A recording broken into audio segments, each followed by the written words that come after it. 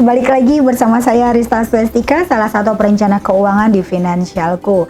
Nah, kali ini dalam Moms and Money, Rista mau ngomongin tentang apa nih? Oke, nah Rista akan ngomongin tentang topik yang lagi hot banget di para mom semua nih gitu. Topik apa nih, Riz? Oke, Rista mau tanya nih sama mom semua. Moms, sebenarnya kita itu harus kerja atau di rumah aja sih? Karena banyak banget pertanyaan yang masuk ke Rista lewat aplikasi Finansialku, nanyanya seperti ini. Mbak Rista, harusnya kita sebagai perempuan itu kerja atau kita di rumah aja nih ngurus rumah tangga? Nah, sebelum kita bahas lebih lanjut, tolong ya, Rista mau tahu dulu nih, moms ada di pilihan yang mana nih?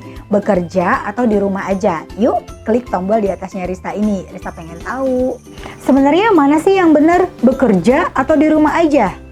Nah, mom, karena itu tadi pilihan, jadi nggak ada yang benar, nggak ada yang salah gitu. Moms mau bekerja, ya bisa aja. Moms mau di rumah aja ngurus keluarga dan anak-anak juga nggak masalah gitu. Tapi ada baiknya di awal sudah dibicarakan dulu dengan pasangan. Apakah pasangan mengizinkan moms untuk bekerja atau pasangan lebih menginginkan moms ada di rumah. Jadi apapun itu pilihannya harus dibicarakan dengan pasangan. Karena pilihan itu pasti selalu ada kelebihan dan kekurangannya. Jangan sampai lebih banyak kekurangannya daripada kelebihannya. Jadi harus dibicarakan terlebih dahulu ya moms. Tapi satu hal yang pasti nih moms, di zaman sekarang yang apa-apa serba mahal gitu ya. Semua apa-apa harus dibayar pakai uang. Ya iyalah, nggak mungkin nggak pakai duit ya Riz gitu.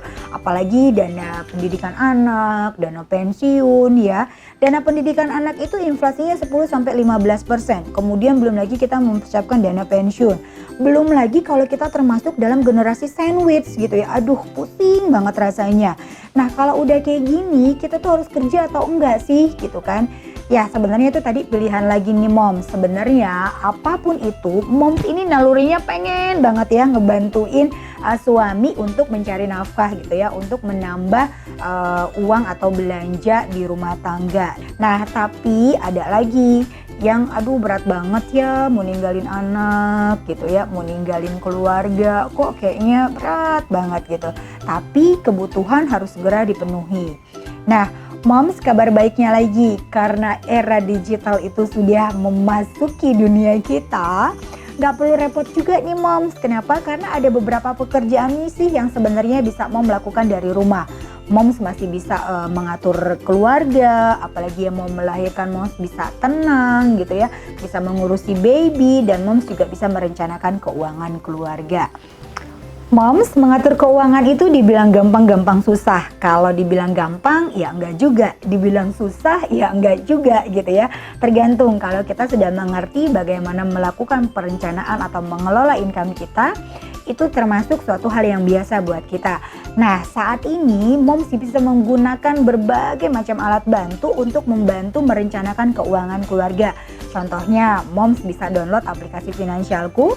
Di sana moms bisa melakukan bisa menyusun anggaran atau budget. Kemudian moms juga bisa merencanakan nih keuangannya akan kemana gitu ya. Terus yang pasti moms juga bisa melakukan pengecekan kesehatan keuangannya. Maksudnya apa? Maksudnya seperti ini.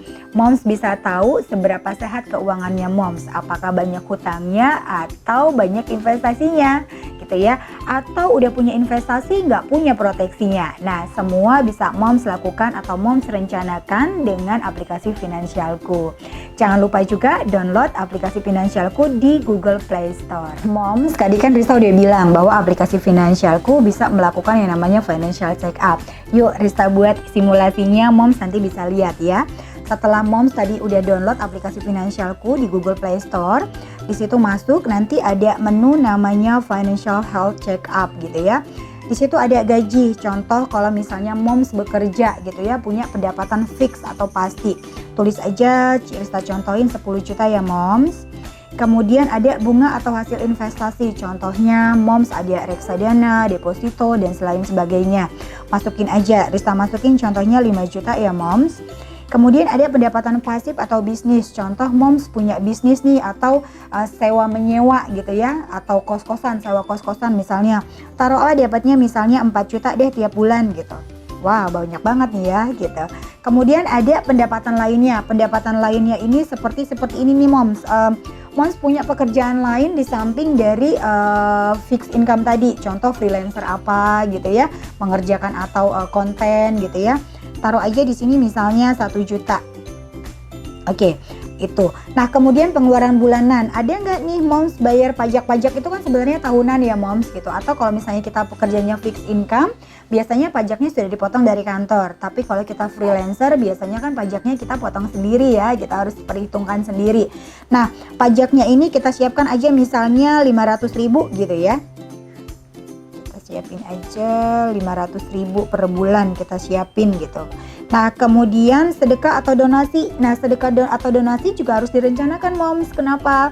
Karena Rista selalu percaya the power of sedekah atau donasi itu bisa melipat gandakan rezeki kita ya. Jadi harus direncanakan. Contoh Rista rencanain aja di sini 1 juta deh gitu. Kemudian tabungan dan investasi. Nah, keberhasilan orang menabung atau investasi itu adalah bukan seberapa bagus produknya atau seberapa banyak return yang kita dapetin gitu ya.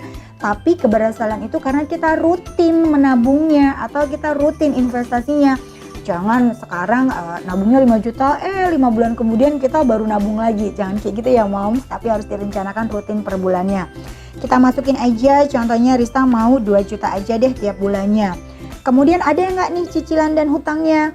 Nah, untuk cicilan dan hutang ini, kalau dalam perencanaan keuangan, kalau untuk hutang konsumtif itu adalah hutang yang untuk kebutuhan yang kita pakai sendiri ini Moms. Hutang konsumtif itu lebih, contohnya misalnya kita beli handphone. Nah, itu juga udah kebutuhan konsumtif gitu ya. Itu tidak boleh lebih dari 15% sih Moms gitu. Nah, kemudian ada namanya cicilan atau hutang atau kebutuhan yang ini untuk yang produktif. Contohnya misalnya Moms ngambil KPR kemudian disewakan. Nah, itu namanya hutang produktif Mom gitu. Kita masukin ya cicilan dan hutangnya. Taruhlah ternyata hutangnya KTA atau kartu kredit nih gitu ya. Yang nggak kelar-kelar kalau bayarnya hanya minimum payment. Nah, kita masukin aja di sini taruhlah 2 juta ya Mom. Kita taruh angkanya. Kemudian buat belanja rumah tangga. Nah, belanja rumah tangga ini harus kita budgetin banget nih Moms. Karena sebulan itu ada 4 minggu. Nah, jadi dalam seminggu ini kita habis berapa nih? Contoh ya, ada belanja mingguan, ada belanja bulanan. Kalau belanja bulanan itu contoh lebih ke alat-alat mandi gitu ya. Kayak sampo gitu, terus pasta gigi dan teman-temannya. Atau pewangi baju, itu belanja bulanan gitu ya. Ini sama susu-susu anak juga ya Moms ya. Kita masukin misalnya belanja bulanannya 3 juta deh gitu. Oke, kemudian ada biaya-biaya lainnya enggak gitu. Contoh ada biasanya biaya mbak di rumah atau driver gitu ya. Saya masukin aja di angka 2 juta. Oke, next kita lanjutin. Nah, saya punya aset atau enggak nih? Biasanya kan gini, kita udah kerja bertahun-tahun atau udah menikah puluhan tahun tapi masih nggak punya aset. Nah, ini juga warning loh ya Mom buat kita semua ya. Kenapa? Karena aset atau kekayaan itu sebenarnya harus kita punya juga untuk menjamin keamanan buat putra-putri kita sih sebenarnya ya. Oke, contoh saya punya rumah tinggal seharga misalnya 1M deh. Oke, kemudian saya punya kendaraan. Kendaraan itu sebenarnya gini, kita hitung pada harga saat ini ya. Saya punya mobil misalnya di harga segini, di harga 150 juta misalnya ya. Oke, next kita lanjutin. Kemudian saya punya aset lainnya nggak nih? Kalau nggak punya nggak usah aja, nggak usah diisi, nggak apa-apa, kita nolin aja. Contoh kita punya tabungan atau deposito nih, aku masukin aja ya di angka 50 juta. Kemudian punya logam mulia nggak nih? Gitu, bukan emas yang kita pakai-pakai ya Moms, tapi logam, lebih ke logam mulianya. Oke, di logam mulia misalnya saya punya berapa gram gitu ya. Kalau misalnya saya kalikan dengan harga sekarang, itu misalnya ada di 40 juta misalnya.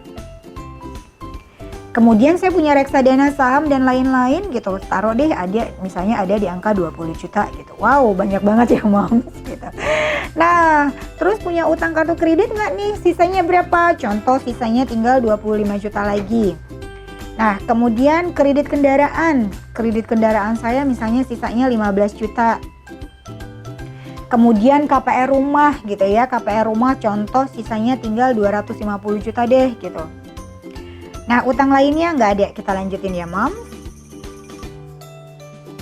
Nah, di sini kelihatan semua nih moms, ada hasilnya financial check up-nya gitu ya, bahwa ada rasio likuiditasnya, kemudian ada aset liquid terhadap nilai bersih kekayaan, dan ada beberapa indikator lagi.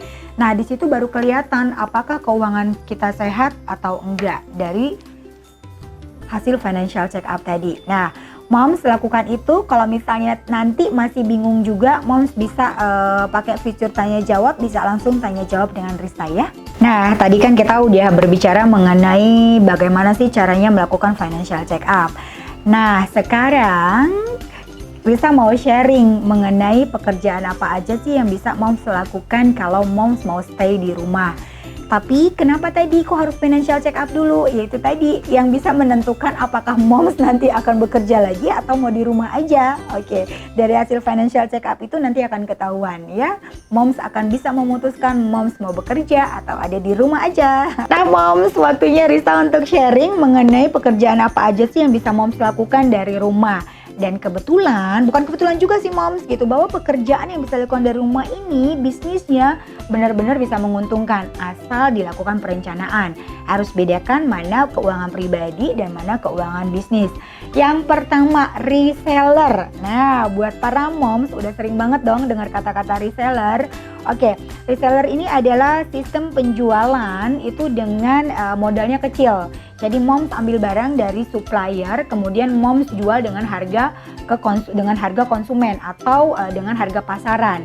Barang apa aja sih yang biasanya dijual? Banyak banget macamnya. Kebutuhan rumah tangga juga ada, aksesoris, tas, make up gitu ya, baju atau alat-alat rumah tangga, alat-alat komunikasi, semuanya juga bisa dijual moms. Yang kedua, dropship. Nah, ke dropship ini sistemnya apa nih? Ya, yang udah sering belanja online sih pasti udah tahu ya. Jadi sistemnya seperti ini. Ini no modal banget loh gitu ya. Kenapa? Karena sistemnya seperti ini. Ada supplier, kemudian kita bilang nih sama suppliernya, aku mau dong jualin barangnya gitu. Tapi nanti kita dapat harganya supplier gitu ya, harga yang lebih murah gitu dari harga yang dijual ke konsumen gitu. Nah, kita tinggal jual, upload aja tuh di dalam sosial media itu barang-barang yang dari supplier tadi. Begitu ada peminatnya, mereka transfer ke kita gitu ya, kemudian kita transfer ke supplier. Nanti supplier yang akan mengepak barang dan mengirimkan kepada konsumen yang telah memesan tadi ke kita. Simple ya moms gitu, tapi hasilnya juga menguntungkan. Yang ketiga, bisnis butik online. Nah, sistem bisnis butik online ini cocok banget loh buat para moms yang bekerja. Jadi gak usah khawatir, bukan hanya pekerjaan untuk moms yang ada di rumah aja, yang buat bekerja juga ada. Tinggal seperti ini, moms tinggal bikin websitenya yang keren aja, kemudian pasang tuh produk-produk moms yang akan dijual. Nanti kan para klien itu akan lihat nih berdasarkan dari barang-barang yang moms tawarkan. Dan ini juga keuntungannya lumayan juga dong. Tapi yang pasti harus punya banyak linknya ya moms. Yang keempat, pekerjaannya apa lagi nih? Nah, ini adalah freelancer. Baik ibu bekerja ataupun yang di rumah, ini bisa lo ambil bisnis ini. Bisnis freelancer itu adalah moms gak harus masuk ke dalam kantor. Moms bisa mengerjakannya di rumah gitu. Jadi di kapan aja, yang penting pada saat deadline-nya moms sudah harus selesaikan. Contoh kayak video editing, kemudian ada script writer gitu ya, atau copywriter gitu.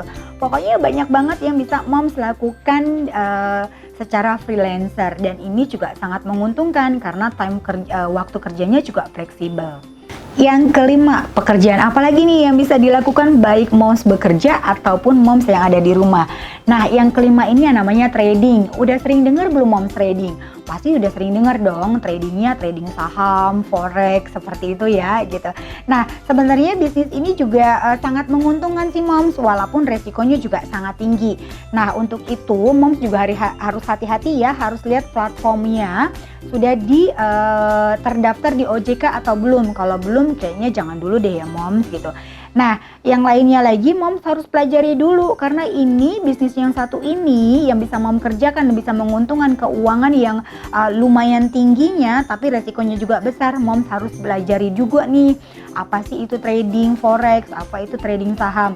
Banyak ikutin seminar atau baca bukunya Finansialku ya moms. Nah moms, tadi Rista udah sharing beberapa pekerjaan yang moms bisa lakukan, baik moms masih bekerja maupun moms yang ada di rumah.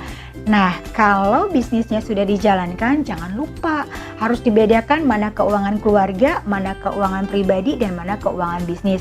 Jangan dicampur aduk, karena kalau dicampur semuanya keuangannya jadi nggak sehat. Nah, ngomongin tentang seberapa sehat keuangannya, gimana lakukan pengecekan kesehatan keuangan tadi, Moms tinggal buka aja link yang ada di description box di bawah ini ya, nanti kita akan bahas.